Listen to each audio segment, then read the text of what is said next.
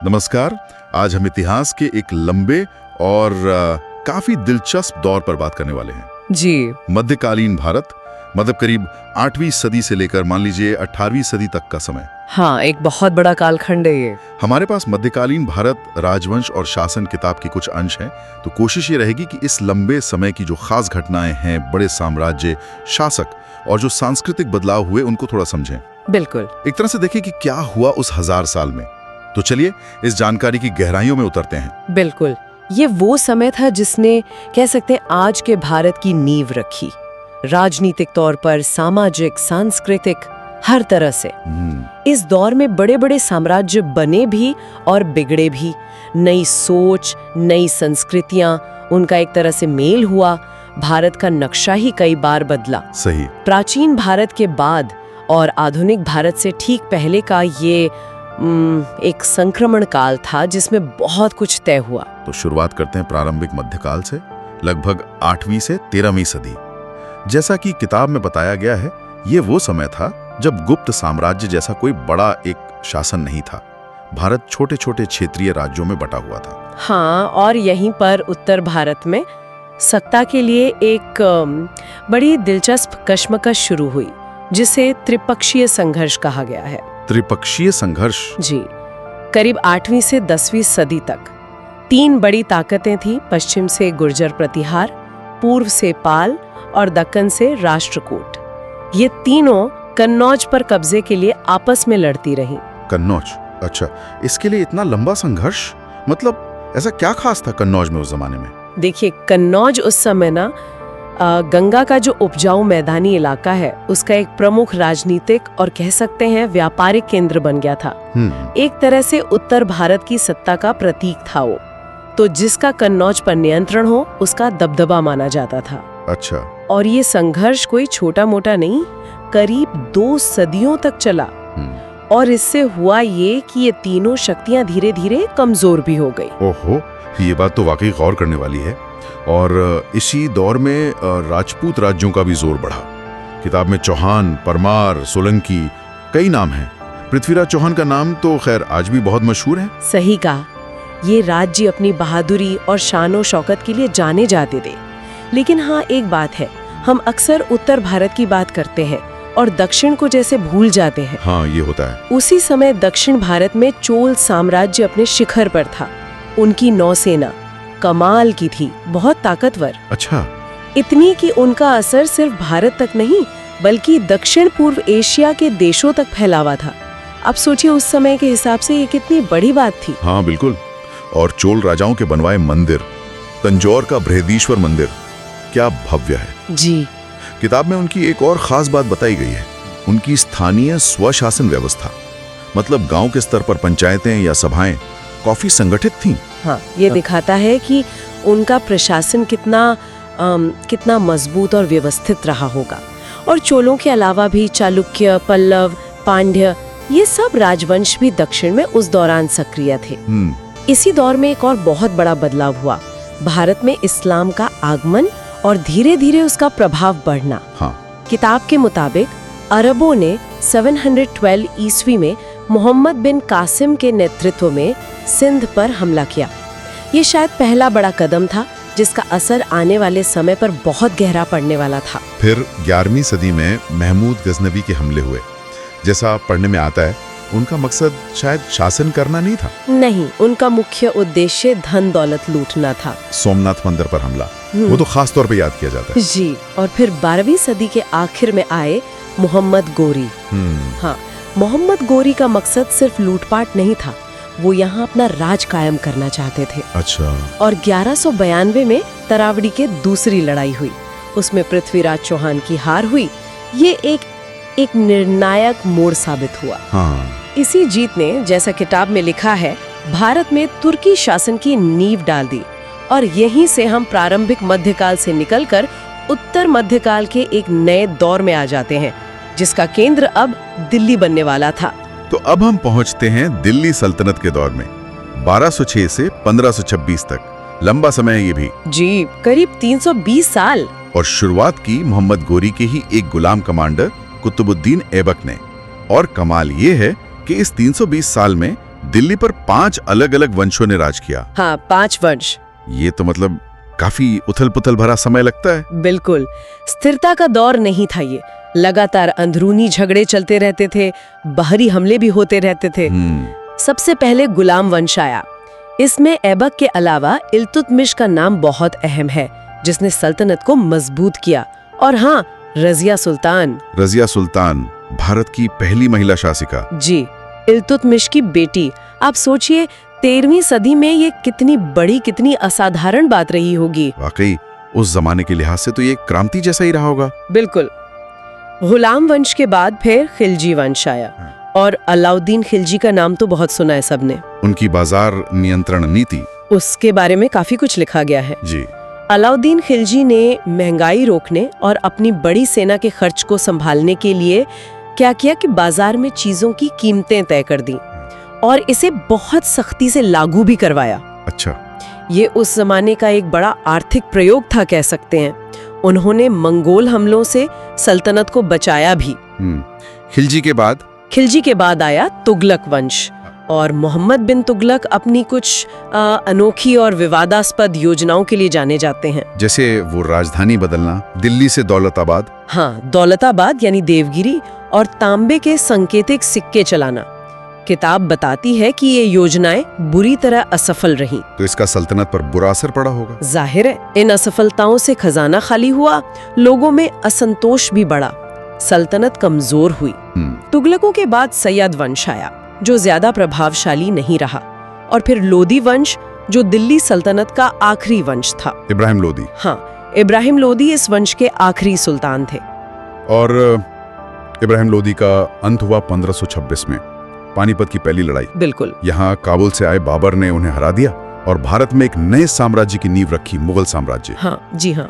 तो अब हम सल्तनत काल से निकलकर मुगल काल में आते हैं, 1526 से लेकर वैसे तो 1857 तक, पर प्रभावी रूप से शायद 1707 तक। हाँ, औरंगजेब की मृत्यु तक ज्यादा प्रभावी रहा।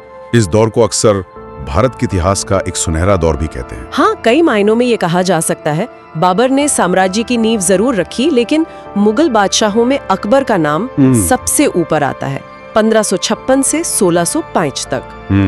किताब में उनकी नीतियों का काफी विस्तार से जिक्र है। उनकी सबसे बड़ी खासियत थी साम्राज्य को जोड़ने की कोशिश। जैसे उनकी धार्मिक सहिष्णुता की नीति और वो दीने इलाही, क्या वो वाकई कोई नया धर्म था? दीने इलाही को एक नया धर्म कहना शायद पूरी तरह सही नहीं होगा। इसे एक नैतिक संहिता या सूफी तरीके जैसा समझना चाहिए। अच्छा। जिसका मकसद शायद साम्राज्य के जो अलग अलग धर्मों के अमीर थे, खास लोग थे, उनको बादशाह के प्रति वफादारी के एक सूत्र में बांधना था। ये अकबर की सुलह कुल यानी सबके साथ शांति की नीति का ही एक हिस्सा था। सुलह कुल। जी।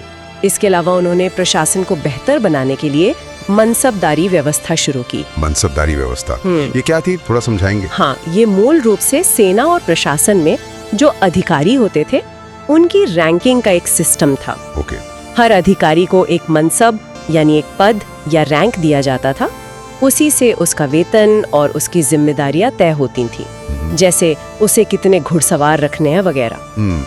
इससे अकबर ने एक बड़ा और वफादार प्रशासनिक ढांचा खड़ा किया, और इसमें राजपूतों समेत कई गैर मुस्लिमों को भी ऊंचे पद दिए गए।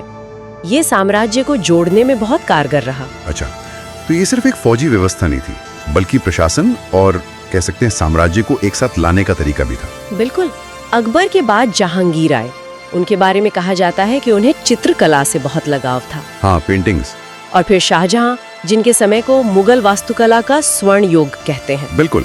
ताजमहल, दिल्ली का लाल किला, जामा मस्जिद, ये सब शाहजहां के दौर की देन है। आज भी दुनिया भर में मशहूर है। जी हाँ, ये इमारतें सिर्फ खूबसूरत ही नहीं है, बल्कि मुगल साम्राज्य की ताकत और शान का प्रतीक भी थी। और फिर आए औरंगजेब।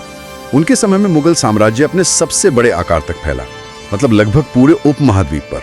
हाँ, भौगोलिक रूप से सबसे बड़ा था, लेकिन किताब ये भी बताती है कि उनकी कुछ नीतियां, खासकर जो धार्मिक कट्टरता वाली थी, वो साम्राज्य के लिए नुकसानदेह साबित हुई। हाँ, ये माना जाता है। औरंगजेब ने जजिया कर फिर से लगा दिया। कुछ हद तक गैर मुस्लिमों के प्रति असहिष्णुता दिखाई। इससे सिख, मराठे, जाट कई समूह उनसे दूर हो गए और विद्रोह हुए। हालांकि साम्राज्य उनके समय में सबसे बड़ा था, लेकिन उनकी मौत के बाद 1707 में ये बहुत तेजी से बिखरने लगा। अंदरूनी कमजोरियां बढ़ गईं, बाहरी दबाव भी बढ़ते गए। और यहीं से फिर क्षेत्रीय ताकतों का उभार शुरू हुआ। बिल्कुल, मराठा पेशवाओं के नेतृत्व में बहुत शक्तिशाली हो गए। पंजाब में सिख राज्य उभरा। बंगाल, अवध, हैदराबाद जैसे सूबे वो लगभग आजाद हो गए। और इसी राजनीतिक बिखराव का फायदा फिर यूरोपीय कंपनियों ने उठाया। हाँ, खासकर ईस्ट इंडिया कंपनी ने। वो धीरे धीरे भारत में अपनी पकड़ मजबूत करने लगी और ये एक तरह से मध्यकाल का अंत था और आधुनिक भारत के एक नए और मुश्किल दौर की शुरुआत भी। तो हमने इस लंबे दौर की राजनीतिक कहानी तो देख ली। छोटे राज्यों से बड़े साम्राज्य बने और फिर वो बिखरे। लेकिन अगर हम पूरे मध्यकाल को एक साथ देखें तो राजनीति के अलावा और क्या खास बातें नजर आती हैं, जैसे कला और संस्कृति के क्षेत्र में? कला और वास्तुकला में तो एक बहुत बड़ा बदलाव आया। उत्तर भारत में इस्लामी और भारतीय शैलियों के मिलने से एक नई मिलीजुली शैली विकसित हुई। इंडो इस्लामिक शैली कहते हैं उसे। Indo Islamic. हाँ, कुतुब मीनार, सल्तनत काल की मस्जिदें, मकबरे और फिर मुगल काल की भव्य इमारतें जैसे हुमायूं का मकबरा, फतेहपुर सीकरी, ताजमहल, ये सब इसी के बेहतरीन उदाहरण हैं। मेहराब यानी आर्च और गुंबद यानी डोम, इनका इस्तेमाल बढ़ा। और दक्षिण में? वहीं दक्षिण भारत में चोलों और बाद में विजयनगर साम्राज्य के तहत द्रविड़ शैली के मंदिर बनते रहे, ऊंचे गोपुरम वाले मंदिर। और धर्म और समाज, यहाँ भी बड़े बदलाव हुए होंगे। भक्ति आंदोलन और सूफीवाद का जिक्र बार बार आता है। हाँ, ये शायद मध्यकाल का सबसे महत्वपूर्ण सामाजिक धार्मिक विकास था। भक्ति आंदोलन जिसमें कबीर, नानक, मीराबाई, सूरदास, चैतन्य महाप्रभु जैसे संत हुए और सूफी संत जैसे ख्वाजा मोइनुद्दीन चिश्ती, निजामुद्दीन औलिया, इन सब ने ईश्वर के प्रति प्रेम, मानवता और सामाजिक बराबरी का संदेश दिया। उन्होंने कर्म कांडों और जाति पाति का विरोध किया और सबसे बड़ी बात, आम लोगों की भाषा में अपनी बात कही। इसका समाज पर गहरा असर पड़ा होगा। बहुत गहरा।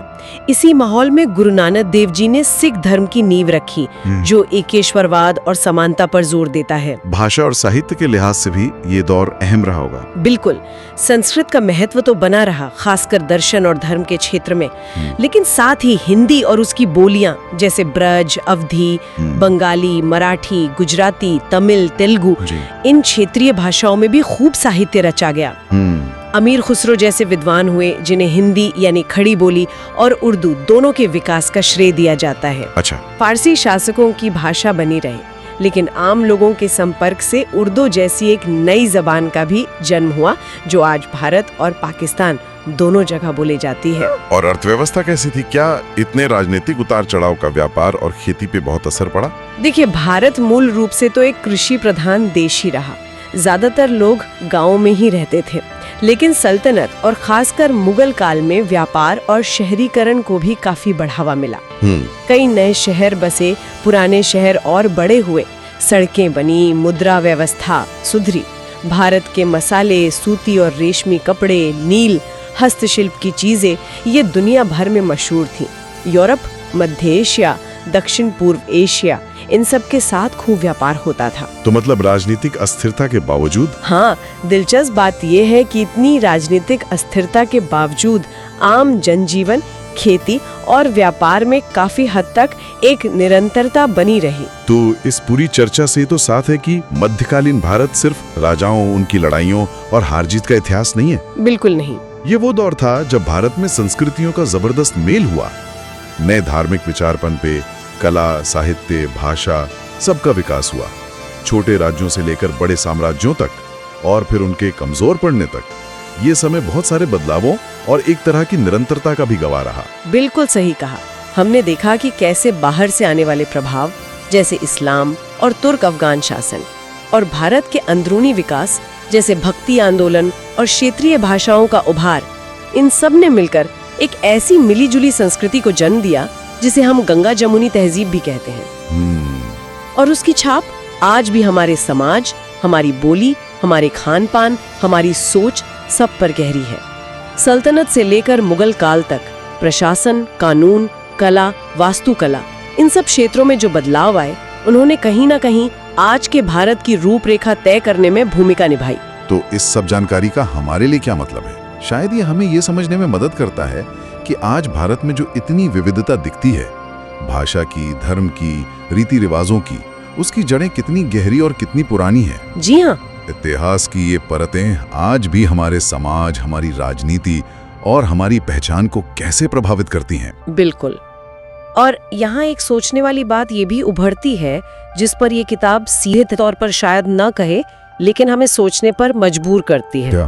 कि इस पूरे लंबे दौर में जो एक तरफ क्षेत्रीय ताकतें थीं, जैसे राजपूत, चोल, विजयनगर, मराठा, और दूसरी तरफ दिल्ली या आगरा से चलने वाली केंद्रीय सत्ता थी, सल्तनत, मुगल, इनके बीच सत्ता के लिए जो लगातार खींचतान चलती रही, हाँ, वो तो थी। क्या उसने किसी तरह आज के भारत के संघीय ढांचे यानी केंद्र राज्य संबंधों और राज्यों की अपनी मजबूत पहचान को आकार देने में कोई भूमिका निभाई होगी?